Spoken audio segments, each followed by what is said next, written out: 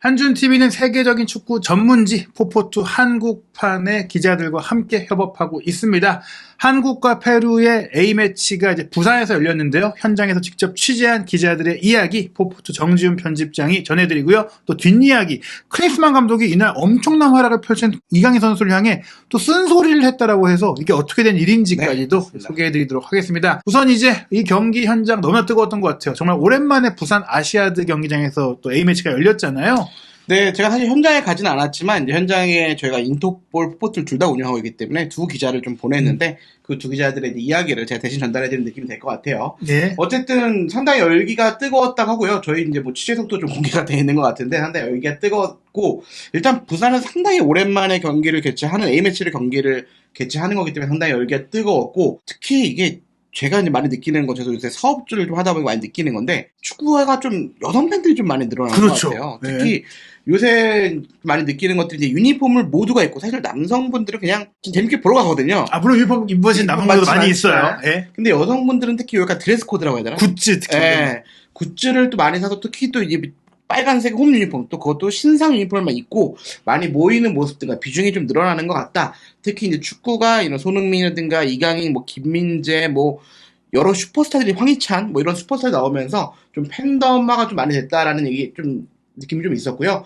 예전에는 손흥민 선수가 정말 압도적인 그렇죠. 뭐 한 90% 정도의 거의 비율을 차지했다면 최근에는 뭐 이강인이라든가 조규성이라든가 또 김민재라든가 오늘 물론 김민재는 안 나왔지만 또 황희찬이라든가 여러 선수들이 좀 인기가 좀 많아졌다. 그리고 다양한 유니폼들이 많이 보였다라는 게 이제 들렸고요.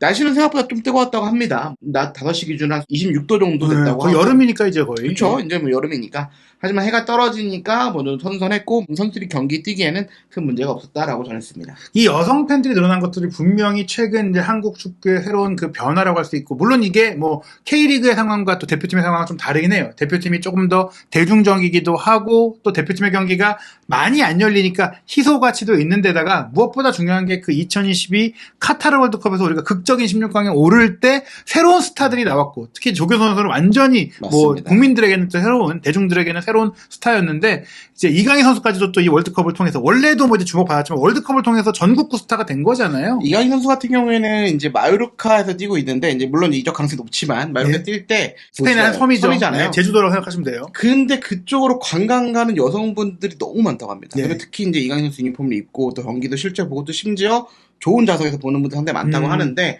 최근에는 A 대표팀을 했을 때 물론 사진도 좀 이강인 선수의 그런 소개될 때 그 환호 같은 게 어마어마하다고 하고요. 이강인의 그런 팬덤이라고 할까? 엄청, 그러니까, 최근에 또 이제 무슨 팬사인회도 하고 모델도 많이 하고 있잖아요.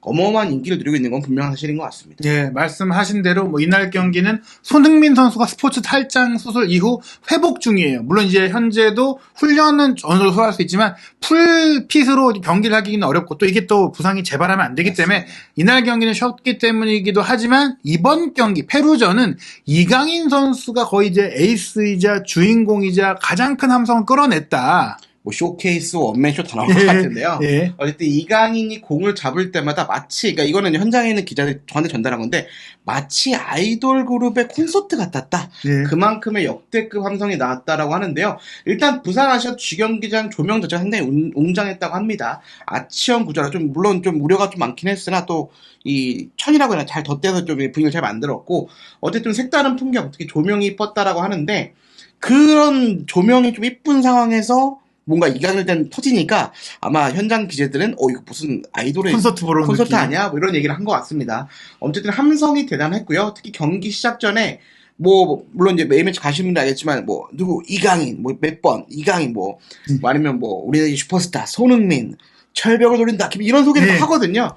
그때 엄청난 인기에 엄청난 함성이 나왔다고 하고 물론 벤치에 있던 손흥민 선수도 어마어마하게 함성이 컸지만 유독 이강인이 소개될 때 컸다라는 이야기가 나왔습니다. 그리고 또 이제 경기장 중간중간에 이제 그런 게 있어요. 이제 데시벨을 측정하는 소음들에 맞습니다. 하는데 역대 최고 기록이 110인데, 110 데시벨인데, 그 기록을 깨려고, 물론 깨지는 못했다고 합니다. 예. 이게 경기장이 넓다 보니까 좀 빠져요. 커져요. 그렇죠. 네, 이게 상황이나. 종합경기장이라서. 맞습니다. 그러니까 어쨌든 그 길을 끌려고 대한민국이란 이런 구호라든가 응원가들을 상당히 외쳤다라고 하고요. 취재 기자가 이 친구들이 많이 다닌 기자들은 아니지만 그렇죠.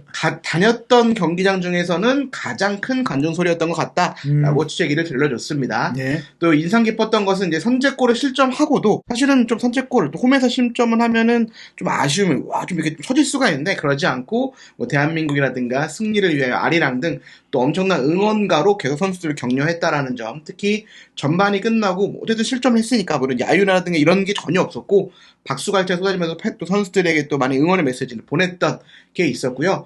자, 요게 이제 가장 중요할 것 같은데 오늘 이강인 선수 너무 잘했잖아요. 개인적인 활약이 정말 엄청났죠? 뭐 볼을 잡을 때마다 뭐 팬텀 드리블도 한 적이 있었고 탈압박하는 또 킥하는 장면, 오늘 키패스도 상당히 많이 했는데 그때마다 엄청난 환성이 쏟아졌다. 물론 지금까지 현재도 물론 우리 대한민국 슈퍼스타는 당연히 손흥민 선수인데 예. 아무래도 손흥민 선수가 이제 좀 벤치에 있고 오늘 뛰지 않을 가능성이 높은 상황에서 이강인이 엄청난 함성을 받으면서 이제 대표팀의 슈퍼스타 타이틀이 조금씩 넘어가고 있다라는 반응이 느껴질 그런 느낌이 느껴질 정도로 이강인 선수에 대한 함성이 높았다라고 이야기를 했고요. 예. 또 축구적으로 뭐 드리블이라든가 이런 능력이 워낙 물이 올랐다라는 평가와 함께 뭐 이 취재 기자 이런 식으로 표현하더라고요. 공이 달라붙은 줄 알았다. 네, 발에 붙은 듯이 네. 메시 선수 같이 드리블을 하는 그 이강인 선수이기 때문인데 물론 여전히 손흥민 선수도 전성기예요. 아직 그 손흥민 선수가 은퇴했거나 이제 뭐 말년이고 이런 게 아니라 오늘은 단지 스포츠 탈장 부상 때문에 빠져 있었기 때문에 이강인 선수 위주로 경기를 했는데 중요한 건 이거예요. 이전에는 손흥민 선수가 없는 경기라거나 혹은 이제 부상으로 빠졌다거나 각가지 이유로 빠질 때는 이게 대표팀이 맞나 싶을 정도로 관심이 툭 떨어지거나 함성이 떨어진다거나 화려함이라든지 볼맛이 떨어졌는데 이제는 손흥민 선수가 없다고 해도 그만한 영향력과 화려함과 실력을 갖고 있는 이강인이 등장해서 손흥민, 이강인이 함께도 이제 전성시대를 보내고 있고 손흥민 선수가 이제 은퇴를 하는 시점이 돼도 이미 우리는 새로운 슈퍼스타가 나왔다는 것을 이 경기에서 확인을 했다라는 것인데요. 타이틀을 넘겨받았다는 느낌은 그런 느낌일 것 같아요. 예. 네. 인상 깊었던 게 0대1로 진 것도 그렇고 골을 못 넣은 것도 있지만은 경기력이 솔직히 말씀드리면 특히 수비 라인에 있어서는 많은 공백들이 있었잖아요. 뭐 미드필드 라인도 그렇고 그러다 보니까 저희가 솔직히 말씀드리면 잘한 경기는 아니었어요. 어떻게 보면 축구 진성 팬들은 유럽의 진성 팬들이다. 야유를 할 수도 있는 상대가 일본이었다. 그럼 거기 뭐 막 할 수도 있는 이게 뭐야? 그런 내용이었는데 팬들이 그때 격려를 했다.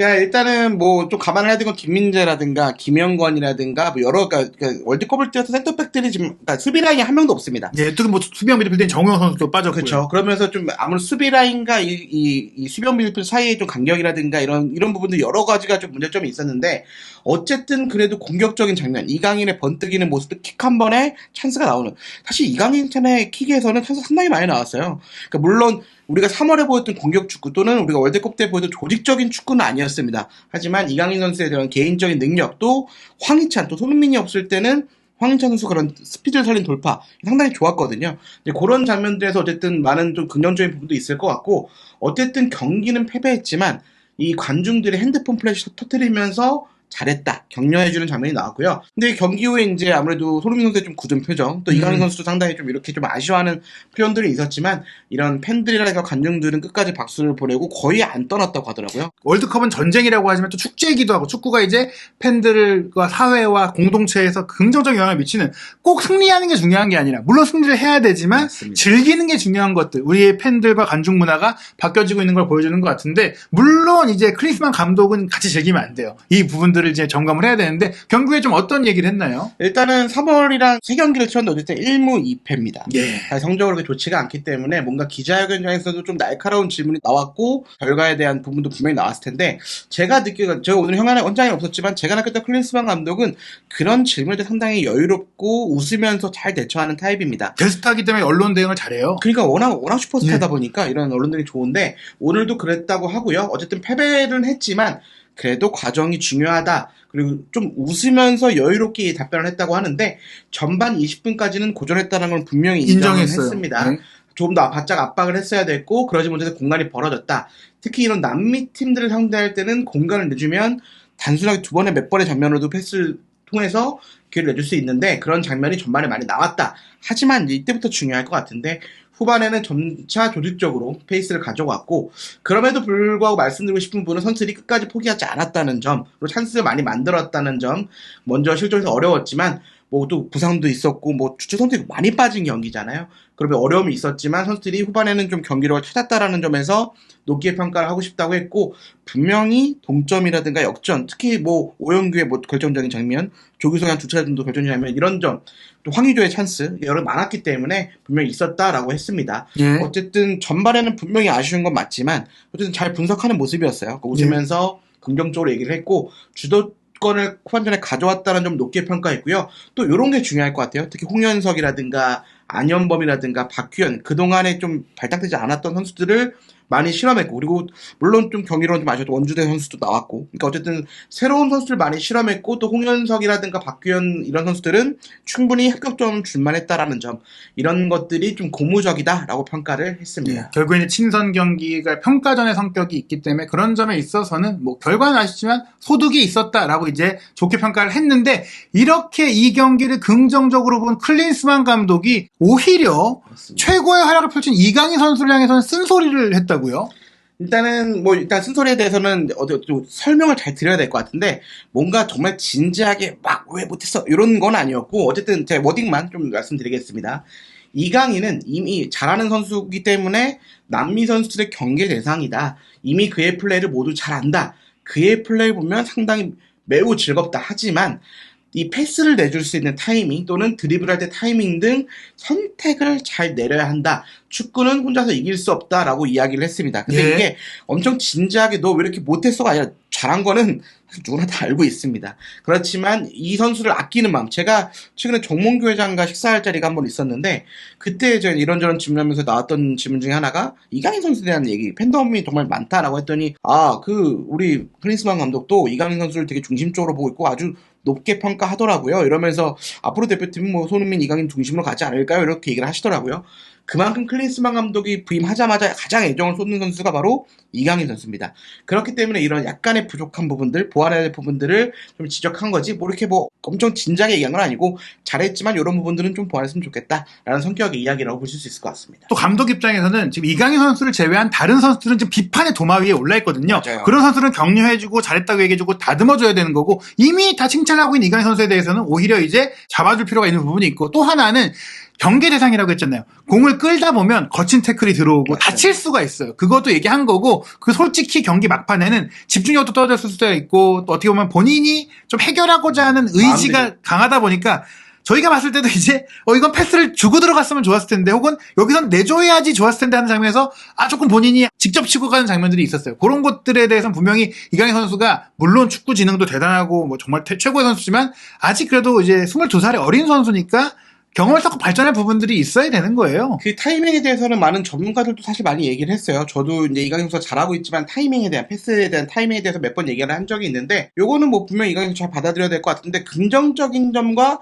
뭐 오늘 클린스 감독이 얘기했던 둘 다 나왔던 점은 전반전에 오영규 선수한테 바로 다이렉트로 줬던 예. 거는 엄청난 좋은 판단이었습니다. 그러니까 클린스 감독 그런 걸 본 거 충분히 할 수 있는 선수이기 때문에 그런 빠르게 내줄 수 있는, 그리고 지금 3월에 그 A매치 때 보면 손흥민 선수 중심 상당히 빠른 다이렉트한 축구를 했거든요. 탁탁탁 주고받고 바로 움직이고 무브 앤 킥, 뭐 패스 이런 느낌으로 갔었는데 그럴 때 이강인이 잡았을 때 조금 템포가 느려질 수도 있다라는 점을 본 것 같아요. 예. 전반전에 그렇게 한 번에 줬던 장면들을 보고 이 선수 더 잘할 수 있구나라고 본 것 같고, 후반전에 말씀하신 것처럼 좀 우리가 좀 계속 좀 끌려가고 있었고 뭔가 본인이 해결해야 된다는 마음에 몇 번의 그런 타이밍이 좀 아쉬운 부분은 분명히 있었어요. 예. 그런 부분들을 클린스만 감독이 애정 어린 어떻게 보면 조언, 뭐 충고 뭐 이렇게 될 것 같고, 어쨌든 뭐 잘한 건 사실이고요. 사실은 이강인 선수 킥으로 인해서 벌써 한 뭐 몇 차례 좋은 기회가 나왔잖아요. 예, 실제로 한국이 90분 동안 15개의 슈팅을 기록을 했는데 그중에 이강인 선수가 키패스 7개, 슈팅 3개로 10개를 이제 기록을 했어요. 즉 원맨쇼를 펼쳤다고 맞습니다. 할 수가 있는데, 다만 이제 저는 이제 이강인 선수의 입장에서 봤을 때는 후반전에 상대가 다 내려왔잖아요. 공간이 없고 그러니까 본인이 좀 이제 뚫고 가다가 패스줄 타이밍을 못 볼 수도 있고 혹은 동료들의 위치가 본인이 생각했을 때는 좁았자 이제 이게 연결이 안 되겠구나 싶어서 끌고 갔을 수도 있어요. 그리고 실제로 본인이 돌파를 해서 패스까지 연결해서 또 조규성 선수의 기회를 만들기도 했지만 혹은 또 패스를 줬을 때 나왔을 때 상황이 있는데 이거는 경기장에 있으면 사실 10번의 이제 상황에서 다 좋은 판단을 하면 그 메시도 그렇게는 못해요. 맞습니다. 어떻게 다 좋은 판단만 하나요? 그런 것들을 이제 네. 이강인 선수도 앞으로 조금 더 이건 개선해야 된다라고 얘기를 한 거니까요. 뭐 쓴소리는 이제 좋은 쓴소리다. 애정이 어린 쓴소리다. 예. 많은 분들이 궁금해하시는 게 손흥민 선수가 경기를 안 뛰었잖아요. 그런데도 이제 믹스존에서 인터뷰를 했다고요? 네, 뭐 경기를 뛰지 않았지만 아무래도 우리나라 대표팀의 캡틴이기도 하고요. 슈퍼스타이기 때문에 기자들이 한 두세 개 정도 질문을 했다고 합니다. 어쨌든 좀 피곤한 기색을 좀 보였다고 하고요. 그렇기 때문에 아마 기자들도 좀 배려를 해서 제가 알기로는 3개 정도 질문을 한 걸로 알고 있습니다. 네. 가장 궁금한 게 이제 몸 상태일 것 같은데. 네, 일단은 잘은 모르겠다라고 이야기를 했고요. 그러니까 전형적인 답변이 좀 나오긴 했습니다. 감독님이나 코칭 스태프와 상의해야 될 것 같고, 어쨌든 이 경기에서 진 게 좀 아쉽고, 부산까지 좀 많은 팬들이 오셨고, 4년 만에 부산에서 열렸는데, 좀 경기장에서 좋은 모습을 보여드리고 싶었지만, 좀 그러지 못해서 아쉬웠다. 아직 그렇지만 이제 화요일 경기가 남아있기 때문에 상황을 지켜보면서 본인이 뛸 수 있을지 없을지 좀 본다고 했고요. 또 여기에 더해서 이제 젊은 선수들의 그런 뭐 경기력들을 보면서 좀 긍정적으로 평가한 내용들도 분명히 있었습니다. 네, 이 얘기를 보면은 사실 엘살바도르전도 지금 뛸 수 있을지 없을지 모르겠다는 얘기 같아요. 처음에는 뭐 이렇게 얘기했잖아요. 뭐 페루전도 뭐 당일날 지켜봐야겠다라고 긍정적으로 얘기를 이제 협회 쪽에서 얘기를 했지만 솔직히 뭐 페루전은 당연히 어렵다고 봤고 엘살바도르전도 굳이 이제 무리해서 뛰어야 될 상황은 아닌 것 같아요. 뭐 이게 평가전이고 뭐 엄청난 뭐 중요한 뭐 대회가 아니기 때문에 뭐 같이 잘못하면 또 이게 꼬이면 지난 시즌에도 제가 이제 최근에 매거진 내면서 이제 손흥민 선수에 대한 이야기를 또 썼는데 지난 시즌에도 사실 너무 무리한 일정이긴 했어요. 그러니까 네. 6월 A매치가 2002 월드컵 20주년이어서 4경기를 치렀단 말이죠. 네. 4경기 다 선발이고 한 경기를 교체인데 92분에 교체됐어요. 네. 그러니까 사실상 풀타임이고 네. 뛰고 쿠팡 플레이 2경기 뛰고 레인저스 뛰고 로마 가서 또 로마랑 붙고 또 바로 프리시즌 이게 또 월드컵이 있었기 때문에 바로 갔거든요. 네. 그러면서 좀 이렇게 좀 뭔가 몸에 좀 무리가 왔고 고백을 했지만 네, 또 안아골절도 오고. 아나골절에 스포츠장도 네. 8개월 동안 고생했다고 얘기를 했으니까 요런 컨디션을 위해서라도 좀 이게 좀 무리할 필요는 없다고 생각이 듭니다. 예, 그래서 사실 뭐 물론 경기장에 가시는 분들은 손흥민 선수의 플레이를 보고 싶겠지만 우리가 손흥민 선수의 활약을 오늘 보는 게 아니라 앞으로 더 잘하는 더 좋은 모습을 많이 보고 싶은 거니까 이 경기를 이제 못 뛴다고 하더라도 또 이제 그래도 손흥민 선수 인사하고 팬들을 만날 네. 거기 때문에 너무 아쉬워하지 않으셔도 될 것 같고 이날 경기 분명히 이강인 선수는 엄청난 플레이 보여줬는데 이강인 선수는 또 경기 끝나고 어떤 얘기를 했나요? 아무래도 가장 많은 스포트라이트를 받은 선수는 당연히 이강인 선수였고요. 많은 질문이 쏟아졌는데 아마 이게 제일 궁금하실 것 같아요. PS 이적설. 예. 아무래도 이제 이적설에 대해서는 협회에서는 좀 배려해주세요 해서 그래도 배려를 한 것 같습니다. 예. 그래서 뭐 자세하게 물어보진 않았고 그냥 이적설에 대해서 어떻게 생각하냐라고 물어봤는데 일단 이기지 못했다고 아쉬움을 토로한 후에 이적설에 대해서는 지금 말씀드리니까 좀 비슷한 답변이 나왔어요. 말씀드릴 수는 없고 지금 나는 대표팀 선수이고 마요르카 선수다.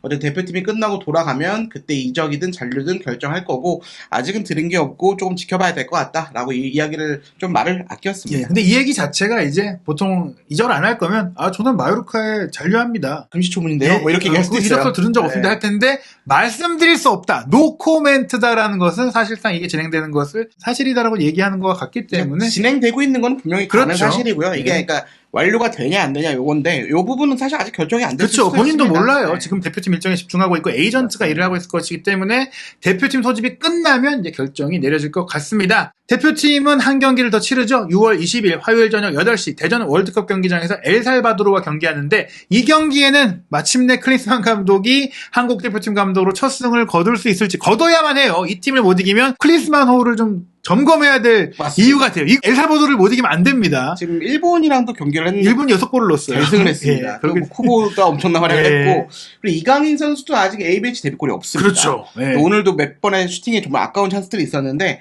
어떻게 보면 또 절친인 쿠보가 또 상대 날아올랐거든요. 이강인 선수도 엘살바도르 상대로 좀 날아오는 모습을 좀 기대하고 혹시라도 뭐 가능하다면 손흥민 선수 후반에 좀 나와서 뭐 이런 모습도 보면 좀 즐거울 것 같고 어쨌든 클린스만호의 첫 승이 기대되는 경기인 거는 분명할 것 같습니다. 네, 이 엘살바도르전도 포포투 기자들이 현장에서 취재한 이야기들 한준TV에서 독점적으로 전해드리도록 하겠습니다.